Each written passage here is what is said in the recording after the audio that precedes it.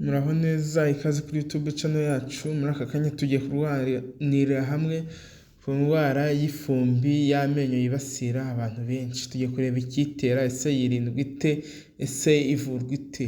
Amenyo tuzi ko ari igice cy'ingenzi kigomba kwitabwaho, kubera ko iyo umuntu akuze iryinyo rikarwara cyangwa se rigakurwamo ntabwo risimbuzwa.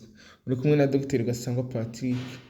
Ifumbi rero y'amenyo ni imwe mu ndwara zo mu kanwa abantu bo hirya no hino ku isi bakunze kurwara. Iyo ufata umuntu ibimenyetso ntibihita bigaragara, kandi ibyo bituma iyo ndwara iteza akaga gakomeye. Ifumbi riri mu ndwara zo mu kanwa ziteje akaga, agira ingaruka zikomeye ku muntu ku giti cye no ku bandi bantu muri rusange, bitewe n'uko ibibazo yirwaye akananirwa kurya, kandi igatuma atishimira ubuzima. Gusobanukirwa rero n'iby'iyi ndwara ni ingenzi cyane kugira ngo tubashe kwirinda akaga ishobora gutera. Ibimenyetso by'indwara y'ifumbi y'amenyo. Iyo ndwara iza mu byiciro bitandukanye. Iyo umuntu agifatwa, ishinya irabyimba hanyuma igatangira kuva amaraso. Ibyo bishobora kuba mu gihe umuntu yoza amenyo cyangwa amaraso akava nta mpamvu igaragaye ibitera. Nanone iyo umuntu yisuzumisha ishinya akava mu maraso, bishobora kugaragaza ko yamaze gufatwa n'ifumbi y'amenyo. Iyo ibyo birangiye, ishinya n'urwasaya bitangira kwangirika. Umurwayi ashobora kutagaragaza ibimenyetso by'iyo ndwara ako kanya kugeza igihe izaba imaze kumurenga, birumvikana.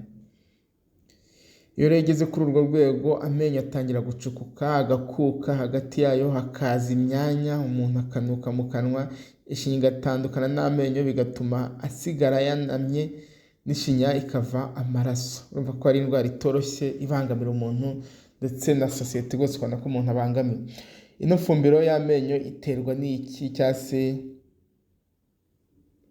iterwa n'iki, ndetse n'ingaruka zayo ni izihe?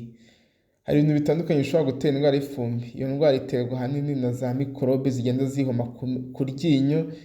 Iyo zitavanweho bishobora gutuma ishinya ibyimba. Uko igihe gihita, ishinya itangira gutandukana n'iryinyo, ibyo bigatuma za mikorobe zitangira kororokera hagati y'iryinyo n'ishinya, maze amaherezo zikangiza n'urwasaya.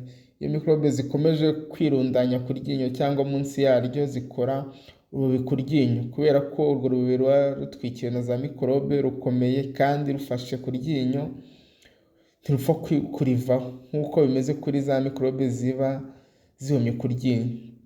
Ibyo bishobora gutuma izo mikorobe zikomeza kwangiza ishinya.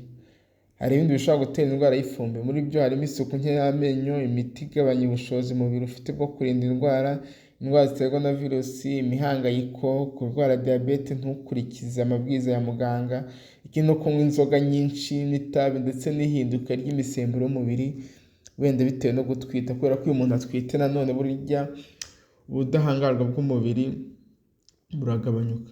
Indwara y'ifumbi ishobora guteza ibindi bibazo, kubabara mu kanwa cyangwa gukuka amenyo bitewe n'ifumbi.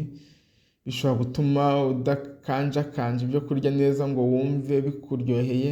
Nanone iyo ndwara ishobora gutuma kuvuga bikugora cyangwa se ikakwangiriza isura. Ubushakashatsi bwagaragaje ko kandi indwara zo mu kanwa zigira ingaruka ku buzima bw'umuntu muri rusange. Indwara y'ifumbi rero isuzumwa ite?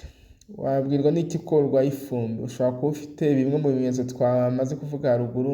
Mu gihe usanzwe ubifite, byaba byiza ugiye kwisuzumisha ku muganga w'amenyo w'inzobere kugira ngo asuzume neza ishinya yawe nimba nta kibazo yaba ifite. Ikindi bibazo, ati ese indwara y'ifumbi iravurwa igakira? Iyo umuntu ayivuje hakiri kare ishobora gukira, ariko iyo ishinya n'urwasaya bitangiye kwangirika, abaganga bihutira kubivura kugira ngo bidafata indi ntera. Abaganga b'inzobere mu kuvura amenyo bagira ibikoresho byabigenewe bibafasha kuvanaho burundu urubobi ruba rwafashe ku menyo, haba inyuma ku ishinya cyangwa hagati yayo n'amenyo. Nubwo waba udashobora kubona abaganga b'amenyo b'inzobere cyangwa bakaba badakunze kuboneka, ni byiza ko kurwanya iyo ndwara idahita igaragara ibimenyetso ari uko iteje akaga, ni ukuyirinda.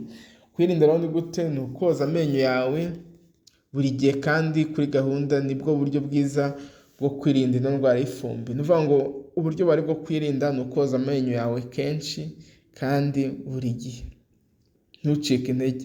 Naho ubundi utabikoze, ino ndwara izakwangiriza amenyo ndetse n'isura yawe, birumvikana izagira ikibazo, kuko iryinyo ryangiritse kurisimbuza nyine ni ya menyo ya artificiel ariko nta rindi rimere iyo umuntu arangije gukura. Urumva rero ko aba ari ingenzi.